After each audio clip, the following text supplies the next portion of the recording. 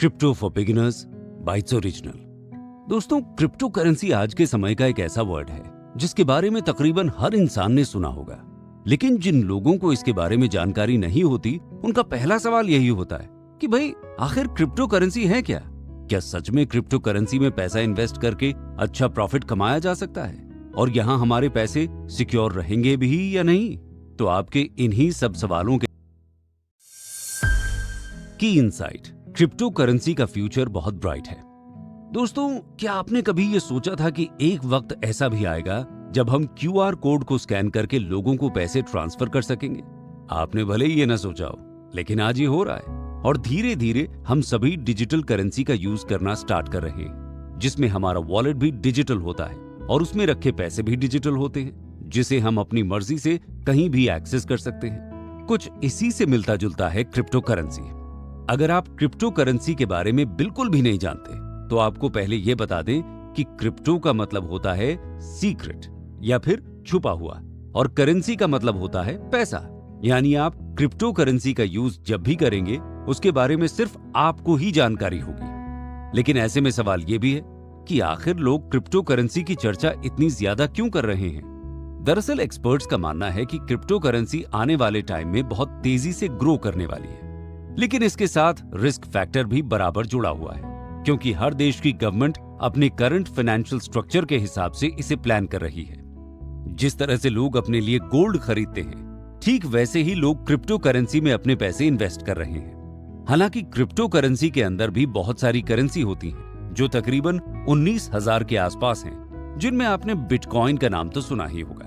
आम भाषा में कहें तो क्रिप्टो करेंसी एक ऐसी वर्चुअल करेंसी है जिसे हम पेपर नोट की तरह फील तो नहीं कर सकते, लेकिन उन्हें खरीद और बेच सकते हैं। और सबसे खास बात क्रिप्टो करेंसी की यह है कि इस करेंसी पर ना तो किसी बैंक का कंट्रोल होता है और ना ही किसी गवर्नमेंट का। जैसे अगर इंडिया की बात करें तो यहाँ की करेंसी रुपए पर पूरी तरह से गवर्नमेंट का कंट्रोल है, लेकिन इंडियन गवर्नमेंट भी क्रिप्टो करेंसी को कंट्रोल नहीं कर सकती, और यही क्रिप्टो करेंसी की सबसे खास बात है। दोस्तों, आपके मन में एक सवाल ये आता है कि आखिर क्रिप्टो करेंसी की जरूरत ही क्या है?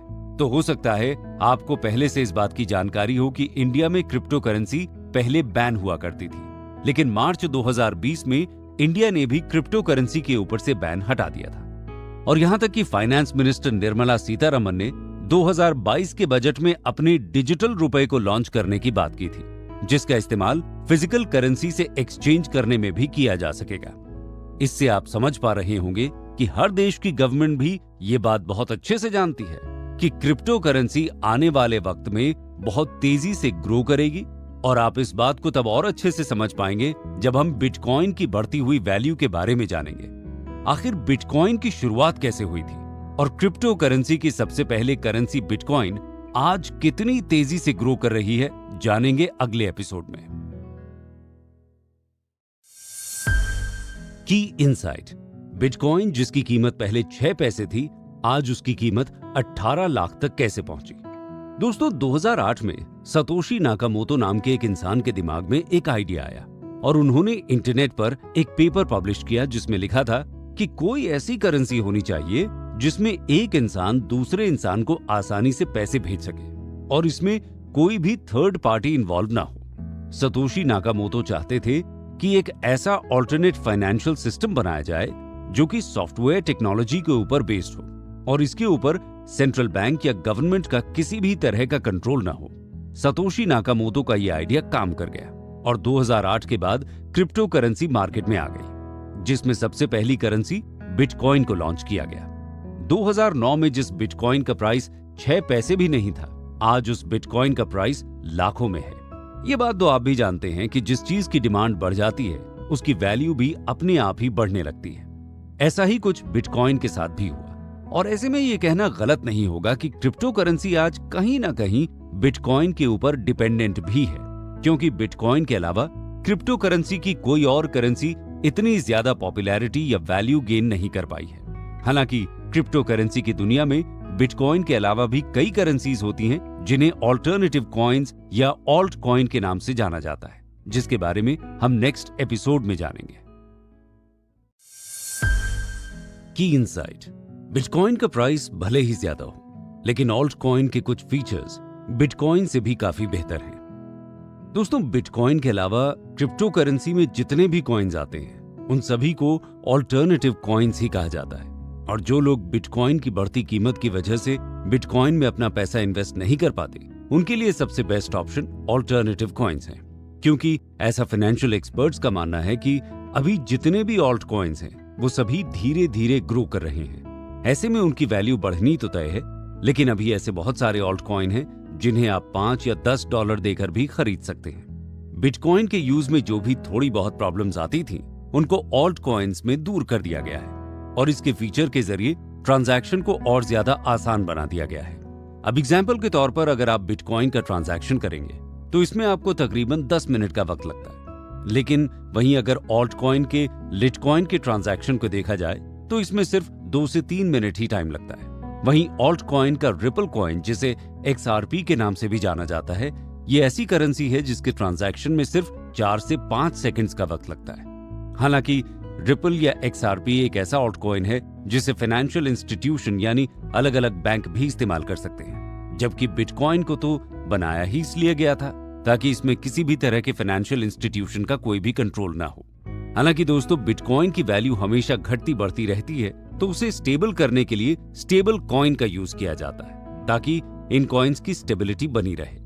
इसी तरह से कुछ कॉइन्स को माइनिंग बेस्ड कॉइन कहा जाता है। वहीं कुछ सिक्योरिटी टोकन्स होते हैं तो कुछ यूटिलिटी टोकन्स होते हैं, और ये सभी फीचर सिर्फ ऑल्ट कॉइन में ही अवेलेबल हैं, जिनका यूज करके हम अपनी ट्रांजैक्शन को इजी बना सकते हैं और क्रिप्टो करेंसी की सिक्योरिटी के साथ अपने कॉइन्स या टोकन को सेफ भी रख सकते हैं। अब इससे पहले कि आप ये सोचें कि टोकन और कॉइन्स में क्या फर्क होता है, तो फिलहाल आप सिर्फ इतना समझ लीजिए कि कॉइन्स की माइनिंग की जा सकती है, लेकिन टोकन की आप माइनिंग नहीं कर सकते। इसकी कोई अपनी खुद की ब्लॉकचेन भी नहीं होती और ये क्रिप्टो करेंसी की बाकी ब्लॉकचेन पर ही काम करता है। वहीं कॉइन्स को हम एक करेंसी की तरह यूज भी कर सकते हैं, यानी उसे रुपीस में कन्वर्ट करने के लिए एक्सचेंज कर सकते हैं, जबकि टोकन्स में ऐसा नहीं किया जा सकता। लेकिन फिलहाल आपके लिए ये जानना भी जरूरी है कि आखिर क्रिप्टो करेंसी के अंदर हमारे बिटकॉइन हो या फिर बाकी की करेंसी हो, ये सेफ कैसे रहते हैं? क्या इन्हें कोई हैक भी कर सकता है? आपके इन सवालों के जवाब जानेंगे अगले एपिसोड में।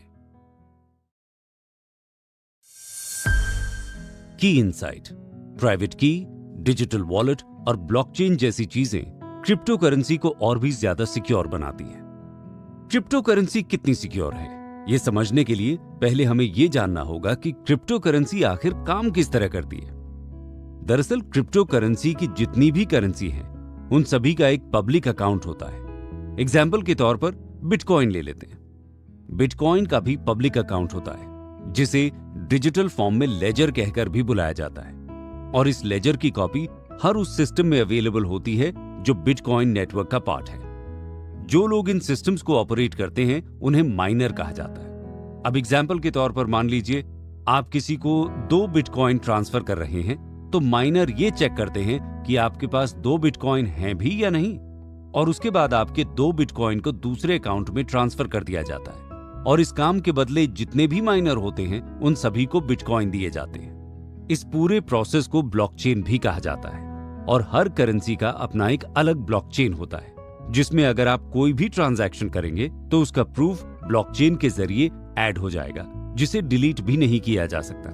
यानी आप जो भी ट्रांजैक्शन कर रहे हैं उसका रिकॉर्ड आप हमेशा चेक कर सकते हैं। इसके अलावा क्रिप्टो करेंसी के अंदर आप अपनी करेंसी को एक्सचेंज भी कर सकते हैं। अब मान लीजिए आपने बिटकॉइन या फिर किसी ऑल्ट कॉइन में अपने पैसे इन्वेस्ट किए हैं और उसकी वैल्यू अचानक बढ़ गई, तो आप उसे एक्सचेंज करके अच्छा प्रॉफिट कमा सकते हैं। और जैसा कि हमने पहले बात की कि माइनर पूरी सिक्योरिटी के साथ ट्रांजैक्शन को ब्लॉकचेन में ऐड करते रहते हैं, और ये सभी फीचर आपके ट्रांजैक्शन को बहुत ज्यादा इजी कर देते हैं, जिसकी वजह से आपका पैसा हमेशा सेफ रहता है। लेकिन क्रिप्टो करेंसी को जो चीज सबसे ज्यादा सिक्योर बनाती है वो है डिजिटल वॉलेट, जिसे आप इजीली अपनी हार्ड डिस्क या फिर क्लाउड में भी सेव करके रख सकते हैं। यानी आपके वॉलेट में जितनी भी करेंसी होगी वो पूरी तरह से सिक्योर रहेगी।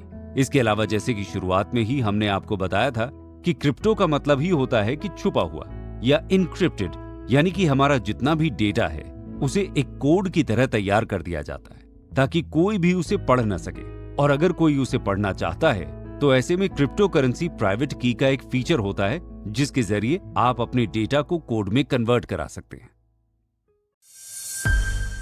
की लर्निंग, इन्वेस्टमेंट से पहले रिसर्च करना सीखें और step by step crypto currency को समझें। जैसा कि आप जानते हैं कि कहीं भी पैसा इन्वेस्ट करने से पहले उसके बारे में रिसर्च करना बहुत ज्यादा जरूरी होता है। इसके लिए आपको सबसे पहले ये डिसाइड करना होगा कि आपको किस करेंसी में अपना पैसा इन्वेस्ट करना है, और ये आप अलग अलग वेबसाइट पर जाकर आसानी से चेक कर सकते हैं कि किस करेंसी की वैल्यू आने वाले 2 या 3 साल में तेजी से बढ़ने वाली है। आप चाहें तो इस काम में अपने किसी दोस्त की हेल्प भी ले सकते हैं जो क्रिप्टो करेंसी में पहले से अपना पैसा इन्वेस्ट कर रहा हो, लेकिन आपको सिर्फ रिसर्च करने के तरीके को समझना है ताकि आप किसी के ऊपर डिपेंडेंट न रहें और खुद से ही रिसर्च करके अपने डिसीजंस खुद ले सकें। अब मान लेते हैं कि आपने किसी एक करेंसी को सिलेक्ट कर लिया है। इसके बाद आप क्रिप्टो करेंसी किसी एक्सचेंज से खरीदें। वो एक्सचेंज इंडिया का भी हो सकता है या फिर इंडिया से बाहर का भी हो सकता है। इसके लिए आप गूगल पर टॉप 10 एक्सचेंज सर्च भी कर सकते हैं। हालांकि अगर आप किसी इंटरनेशनल एक्सचेंज का यूज करके क्रिप्टो करेंसी खरीद रहे हैं तो इसमें आपको इंडिया के कंपैरिजन में ज्यादा ऑप्शन देखने को मिल जाएंगे, जबकि इंडियन एक्सचेंज का फायदा ये है कि यहाँ पर आप अपने बैंक अकाउंट से डायरेक्ट पेमेंट करके क्रिप्टो करेंसी खरीद सकते हैं। एक्सचेंज से क्रिप्टो करेंसी खरीदना सेफ है क्योंकि आज ऐसी बहुत सारी वेबसाइट भी बनाई जा चुकी हैं जो कि पूरी तरह से फेक होती हैं, और हमारे और आपके जैसे बिगिनर इन वेबसाइट पर आकर अपना पैसा इन्वेस्ट कर लेते हैं और हमारा सारा पैसा डूब जाता है। अब मान लीजिए आपने करेंसी सिलेक्ट कर ली है और करेंसी खरीद भी ली है। इसके बाद जैसा कि हमने आपको डिजिटल वॉलेट के बारे में बताया था, आपको उसे क्रिएट करना है। ध्यान देने वाली बात यह है कि जब आप वॉलेट क्रिएट करेंगे तो वहां आपको सिक्योरिटी नंबर दिया जाएगा जिसे आपको कॉपी करके उसे किसी सेफ जगह पर स्टोर कर देना है। और अगर कोई आपसे वो सिक्योरिटी डिजिट या सिक्योरिटी कीज मांगता भी है तो आपको किसी भी सिचुएशन में उसे शेयर नहीं करना है, क्योंकि सिर्फ उस सिक्योरिटी नंबर के जरिए वो आपके पैसों के साथ उलटफेर कर सकता है। इसलिए इस बात का खास ध्यान रखें। जब आप क्रिप्टो करेंसी की मार्केट में एक बार आ जाएंगे तो धीरे धीरे ही आपको क्रिप्टो करेंसी की बारीकियां समझ में आने लगेंगी, और प्रैक्टिस के साथ ही आप क्रिप्टो करेंसी में अच्छी तरह से अपने पैसों को इन्वेस्ट करना सीख पाएंगे। लेकिन अभी शुरुआत आपको सिर्फ बहुत छोटे अमाउंट से करनी है। आपको रातों रात करोड़पति बनने के बारे में बिल्कुल भी नहीं सोचना है। आपको अपना वही पैसा इन्वेस्ट करना है जो आपके पास एक्स्ट्रा है। और अगर आपने सारे एपिसोड ध्यान से सुने हैं तो आप एक बात तो समझ ही गए होंगे कि क्रिप्टो करेंसी में थोड़ा बहुत रिस्क बना रहता है।